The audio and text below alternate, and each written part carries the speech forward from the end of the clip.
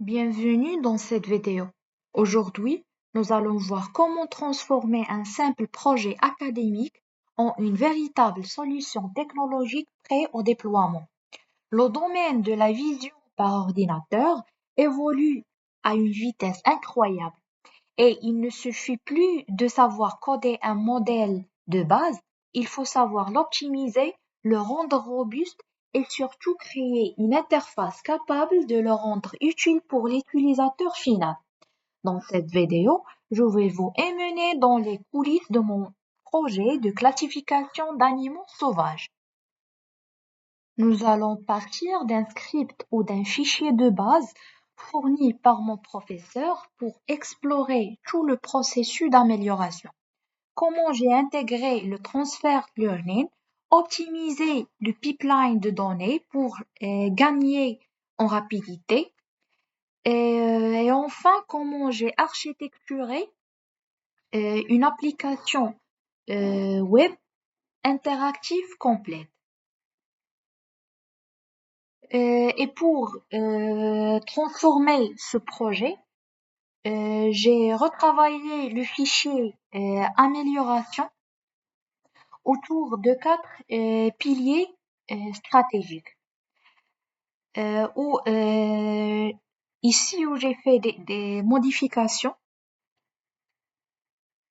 à partir de cellule 5.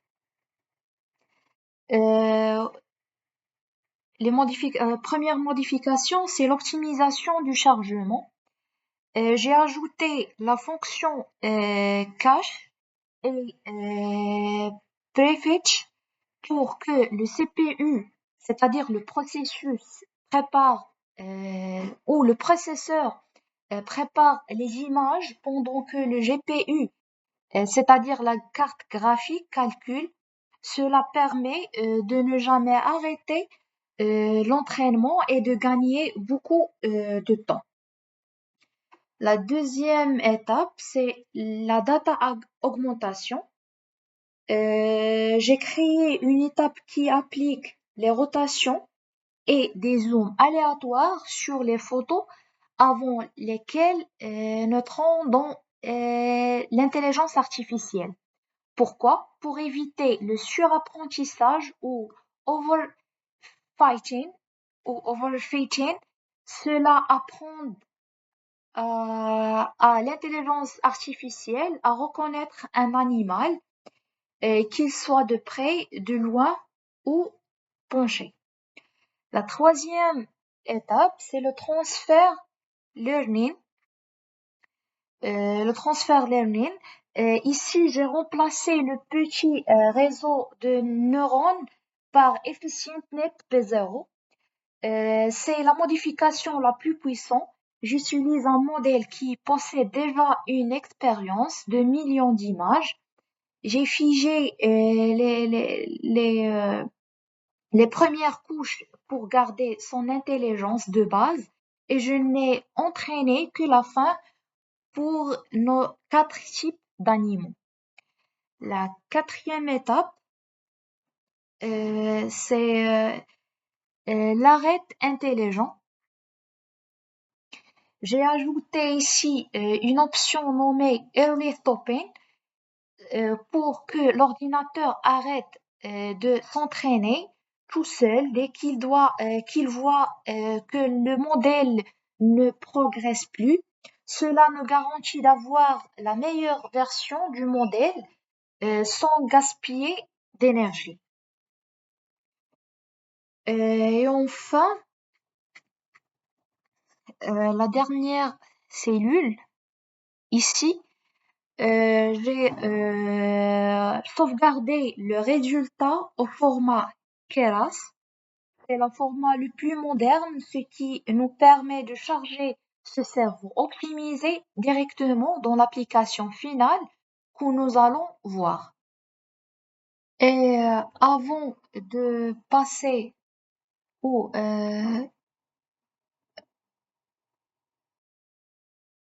je m'excuse, un problème technique est survenu lors de l'enregistrement de la vidéo.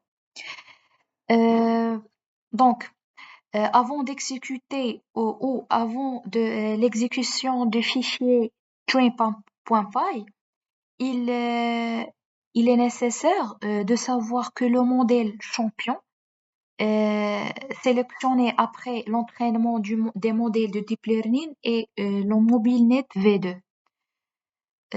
Donc, passons maintenant au fichier train.py. Donc, une fois le modèle validé dans le notebook, il fallait industrialiser le processus. C'est le rôle de train.py.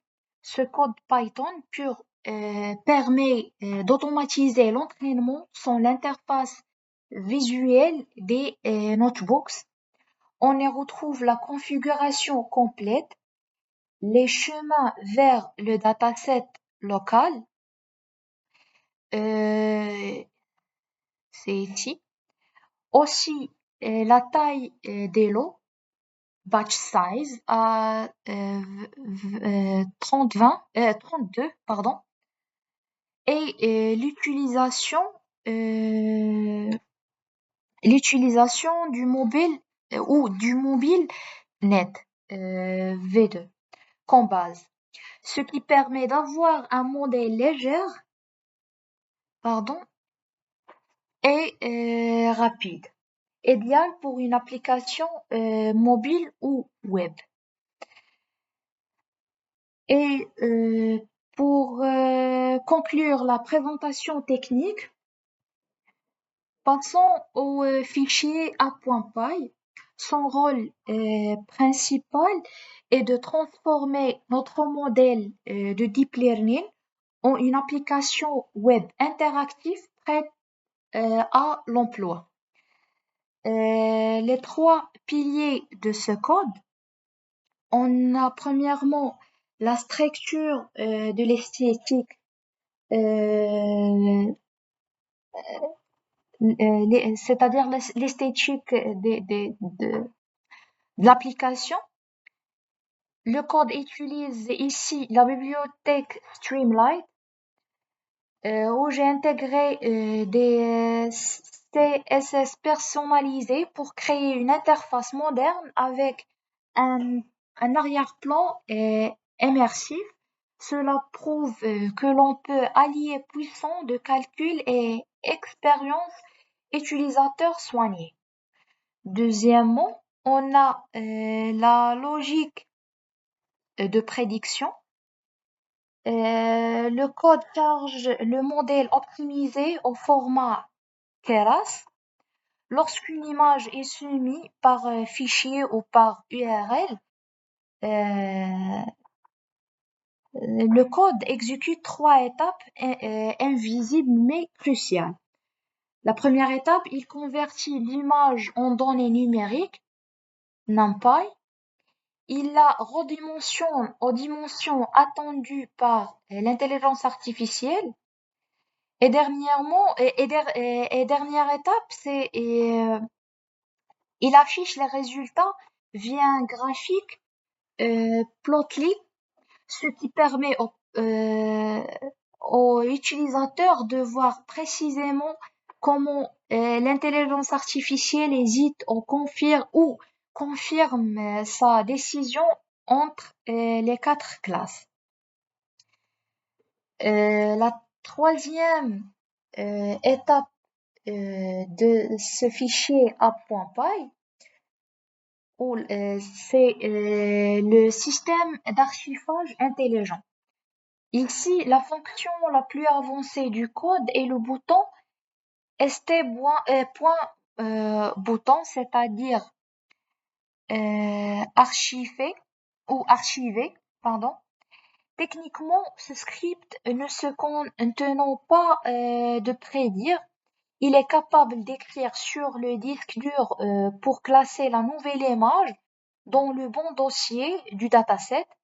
C'est ce qu'on appelle une boucle de rétroaction pour l'améliorer ou pour améliorer l'intelligence artificielle. Passons maintenant à la démonstration concrète Euh, Voici l'interface de l'application.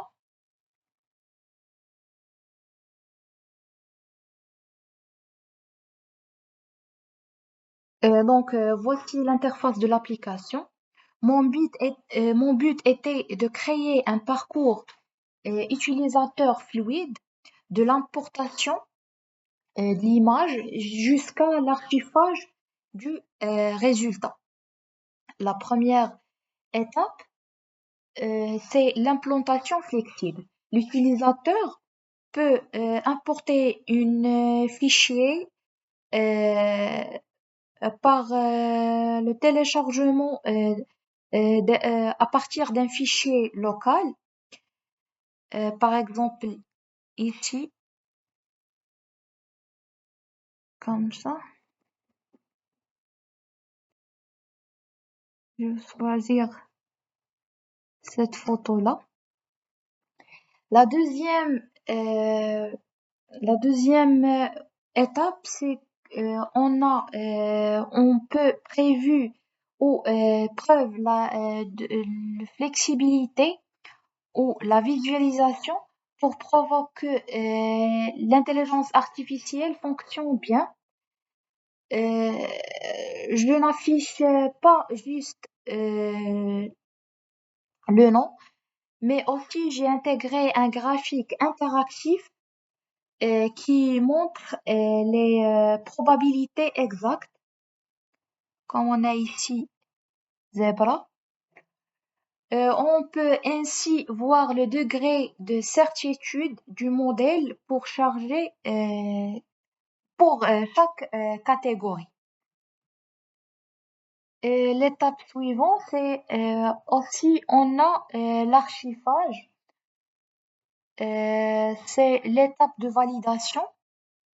Ici, le bouton archiver permet d'enregistrer l'image analysée directement dans le dossier du dataset sur le disque dur. C'est un système intelligent pour collecter de nouveaux données et améliorer l'intelligence artificielle à l'avenir.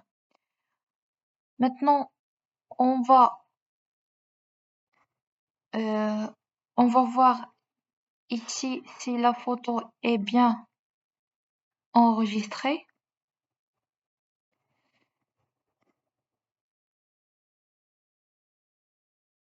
Ça, c'est notre photo prédire. On a ici deux photos car j'ai cliqué deux fois sur le bouton archiver. Euh, on peut faire une autre prédire, mais maintenant je vais utiliser une autre catégorie ici.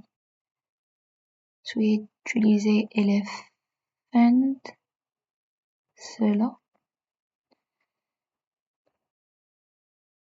Comme vous allez voir ici, on a les résultats, c'est un éléphant. La confiance ici, donc, euh, donc l'application elle fonctionne bien. On va archiver et on passe à fichier pour voir est-ce que la photo est bien enregistrée. Ça, c'est notre photo prédire. Après dit, et ça, c'est la photo que j'ai utilisée. Aussi, dans cette application, on a la préparation et l'analyse, c'est-à-dire le cerveau. Dès l'importation, l'image est automatiquement redimensionnée en 280 fois 280 pixels. Le modèle EfficientNet analyse ensuite les pixels pour identifier l'animal parmi nos quatre classes, c'est-à-dire éléphant, rhino, zebra et buffle. Aussi, on a un bouton de statistiques. Ce bouton donne le nombre des classes détectées. On a 4 classes. Les listes des classes. Aussi l'historique des analyses. Ici, nous donne l'heure de l'analyse et aussi la classe. J'ai fait la prédiction par zebra et éléphant. Donc, ici, il nous donne l'historique des analyses. Et pour conclure, ici on a le chargement, la prédiction virtuelle et archivage. C'est un cycle complet qui montre que l'application est totalement fonctionnelle. Merci pour votre attention et au revoir.